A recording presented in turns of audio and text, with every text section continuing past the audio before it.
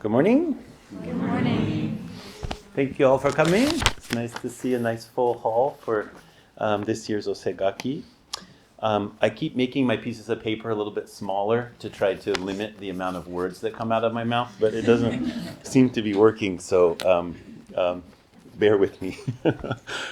So this is amazing because today is the 20th Segaki at Buddha-ai Temple.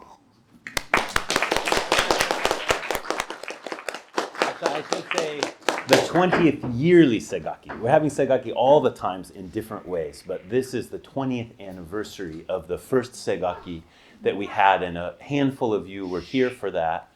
You'll remember my Dharma brother, Koshin, who came the year before we founded this temple. Next year will be our 20th anniversary, and he came just this time of year. He was helping us prepare for the founding ceremonies the next year. And he said, we should have a Segaki.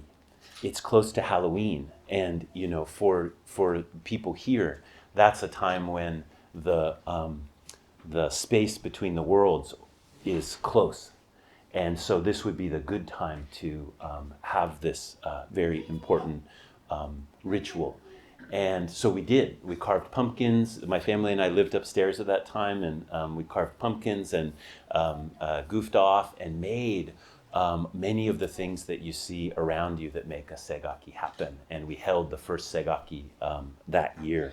And I didn't know the mudras yet, and I was studying really hard, and I had all my notes in front of me with all these little red marks, and I was trying to keep up and everything. And it was really spectacular. And it's hard to believe that 20 years have gone by since then. The place has changed a lot, but not that much. We're still in a garage. It's a much nicer garage, thanks to Master Kogen's hard work and everyone's contributions. But we're still keeping this simple, straightforward style and warm-hearted practice. The story of Segaki that we come back to every year is an essential story. And the essential stories of the tradition are stories that get placed within ritual frameworks that we come back to again and again, so that the myth doesn't just live as a kind of idea in our head, but that the story comes into our heart and becomes part of our life. That's one of the reasons for this kind of cyclical care of the tradition that we come back to again and again and again. And this story, the story of the attendant to the Buddha Shakyamuni Ananda, who was also the Buddha's cousin and became one of his closest disciples, traveled with him the whole time that he was teaching, and became the Dharma heir of Mahakashapa, who was the first Dharma heir of Shakyamuni Buddha. So Ananda stands second in that line of ancestors. And in this story, Ananda is in the assembly of many, many people who have come together to hear the teachings of the Buddha.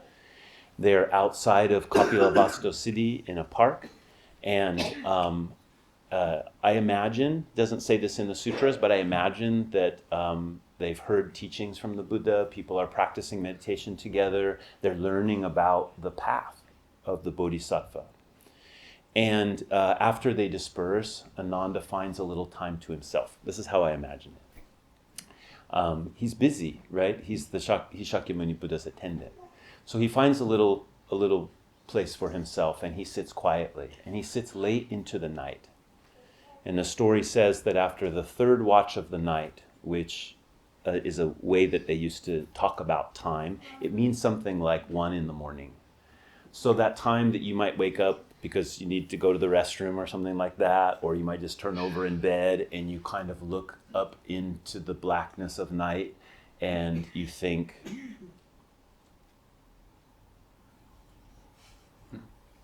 what am I doing? This night is the turn into another day. What am I doing? How am I living? sometimes maybe it just feels a little uncomfortable, but if you look into that uncomfortability, is that a word? A little bit, you're going to find that there's a whole bunch of layers in there. What am I doing? What is this life? What do I care about? And right at that time, Ananda was visited by a demon. The demon's name is Enku, or blazing mouth. And this isn't just any demon. He's a particular kind of demon. He's a hungry ghost. And hungry ghosts are beings who have fallen into a realm in which their appetites cannot be satiated. The imagery of them is they have a very, very thin neck and swollen bellies. And although they're surrounded by nourishment, whenever they pick up some nourishment and they put it in their mouth, it turns into pus or blood or fire. That's why he's called Blazing Mouth. And Blazing Mouth says to Ananda, you may have a similar experience when you're up late into the night. He says, Ananda, you will lose your life in 3 days. I'd like to emphasize here, he doesn't say you will die. He says you will lose your life. And there's a lot of ways to lose your life besides dying. Think about that for a second. What is your aliveness? He says you will lose it in 3 days. And Ananda says, why? And Enku gives him the Dharma answer. Your karma. He says, this is your karma. There's something about the stream of your life which has got you headed in this direction. Ananda doesn't argue at all with Enku. Right? He doesn't say, no, let me remind you who I am. I'm the right-hand man of Shakyamuni Buddha, the overcomer of all karma. You must have made a mistake here. Right? He just realizes, yes, there's something that I need to take care of. And so he asks Ananda, he says, how do I take care of it? How do I release this karma? And Enku says, you can't. And Ananda asks again. He says, there must be some way. And Enku says, no, it's your karma. Well, there is one way. If you fed us all, if you fed me completely until I was completely satiated, which itself is impossible, but I'm a hungry ghost. But not only that, you have to feed every hungry mouth in the cosmos. That's what's required. If you can do that, then you'll overcome this karma. And so Ananda says, okay. Enku disappears and he goes to the Buddha and he tells the Buddha what's happened. And the Buddha says, don't worry, Ananda. I know how to do this. I have learned a method. And I learned the method from Avalokitesvara Bodhisattva, the Bodhisattva of compassion, when I was abiding in the Tushita heaven, which is the heaven of complete contentment.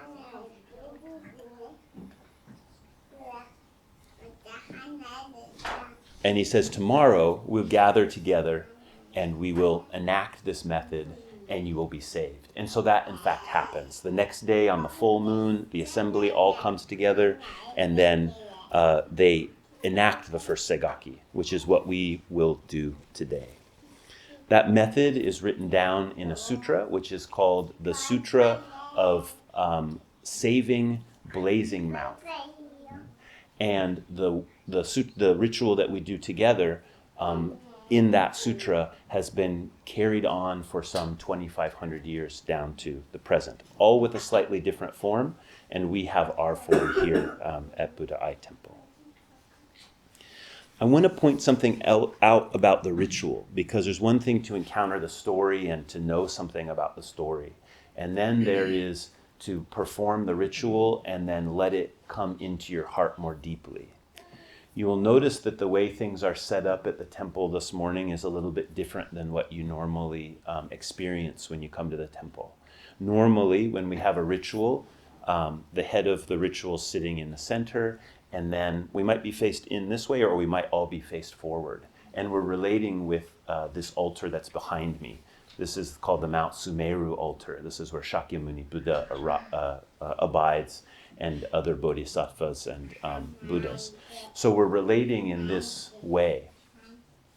You'll notice today that there's another altar, and it's out here on the Engawa. In a couple of minutes when we start the ritual, all the doors will be open.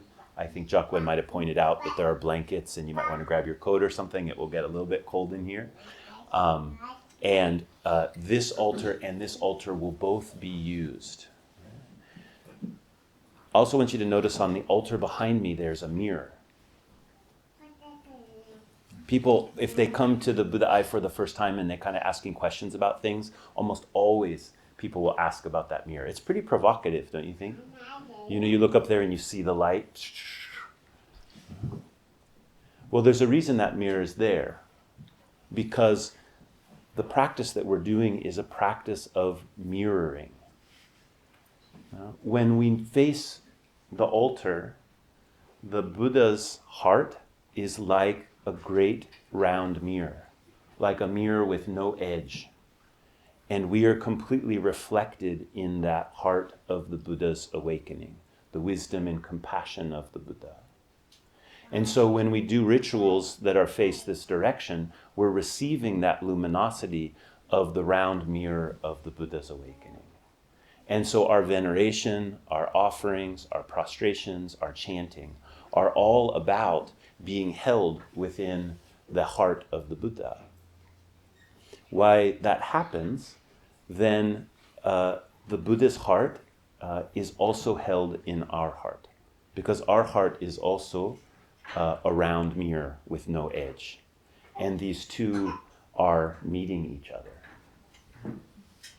So what happens in a Segaki ceremony is we do that first, and then we turn around. And in our ritual expression of that, it means the ryoban, the people who are in the front here, and the teacher will all rotate. And now we become emissaries of the mirror of the Buddha. And the mirroring of our soul, our heart, meets the hungry ghosts, the spirits, all of the beings that have gathered together here at this special altar. And so that we are illuminating them and are illuminated by them. The mirroring continues. Now, that's how hungry ghosts are fed. And that's the essential quality of all of the ritual that we do. It's also the essential quality of meditation. It's essential quality of a good life. This morning I'm particularly struck by how this kind of speaking seems very normal to me.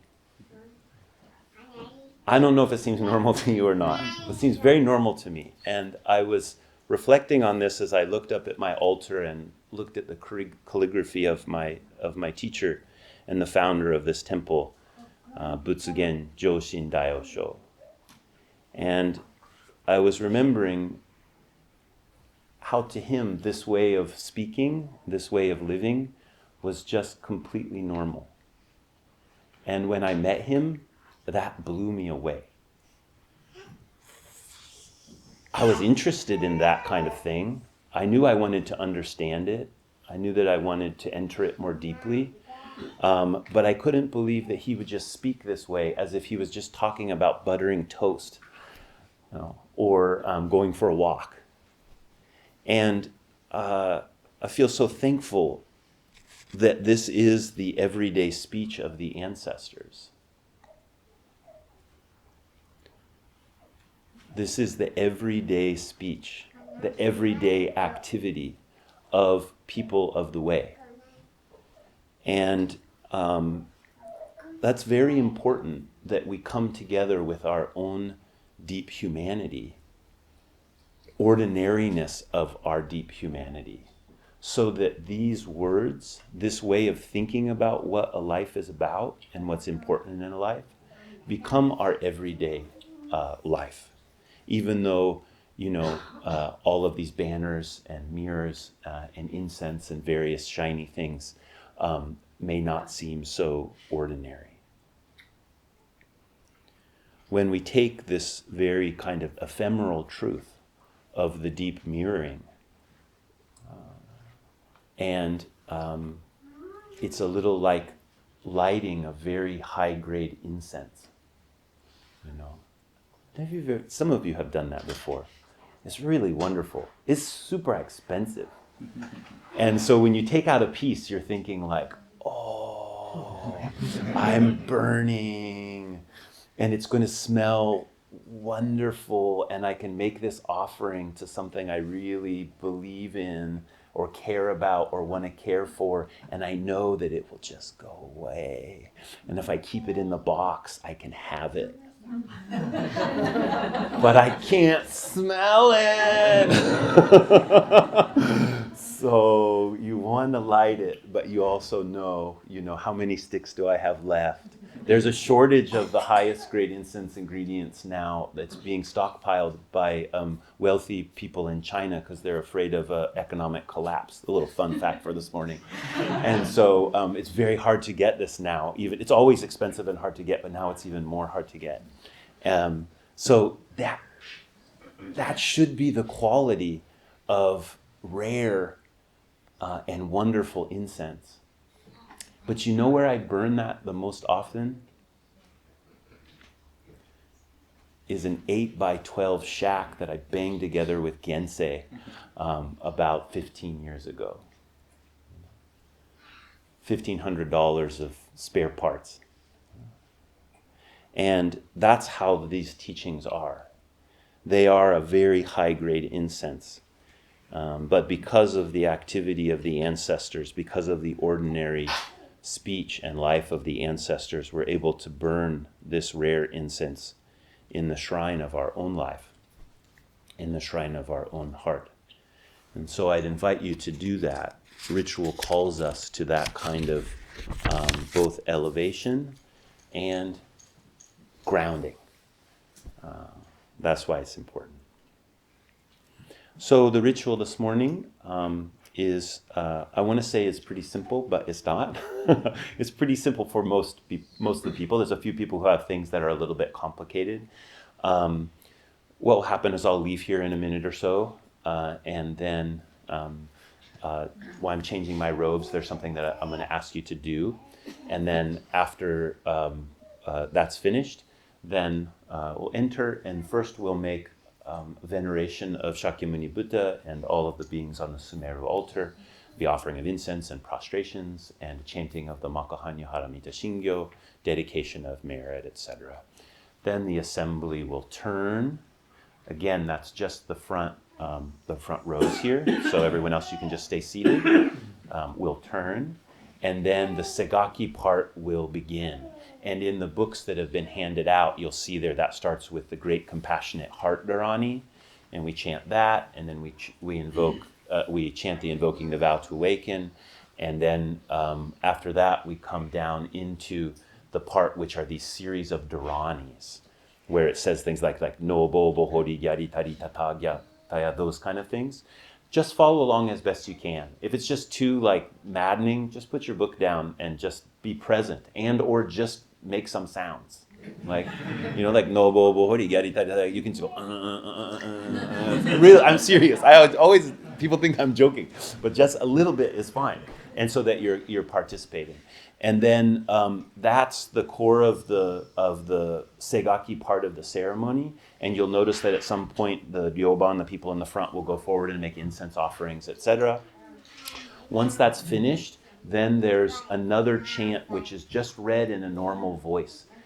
It's called Invoking the Vow to Awaken. Is that right? Or practice verification? Meaning of practice and Thank you. Meaning of practice verification.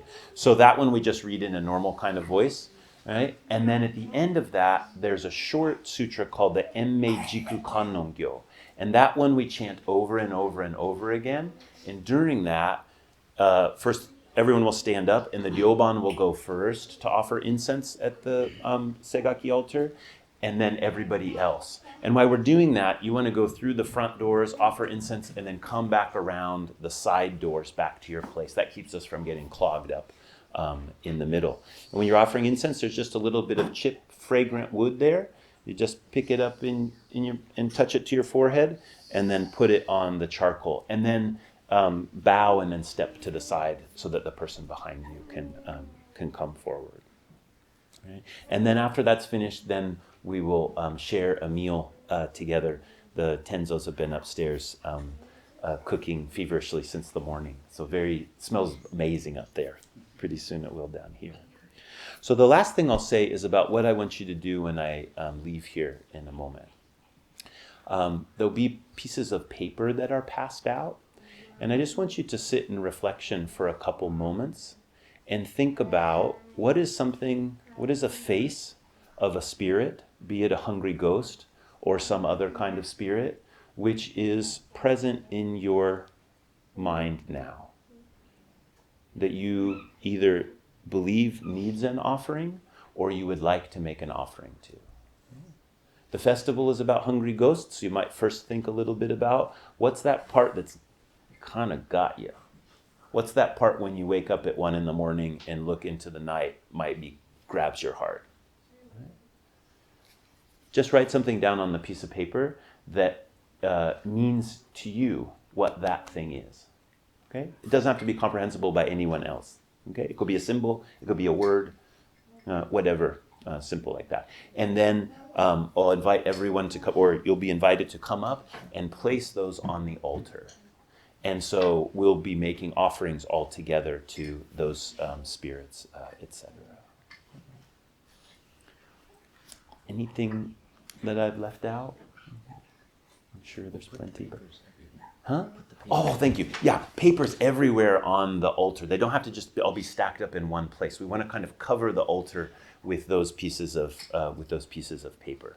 The first part of the ceremony, we're gathering together the spirits. So those papers are kind of like, you could think of them as spirit paper, like fly paper, but for spirits.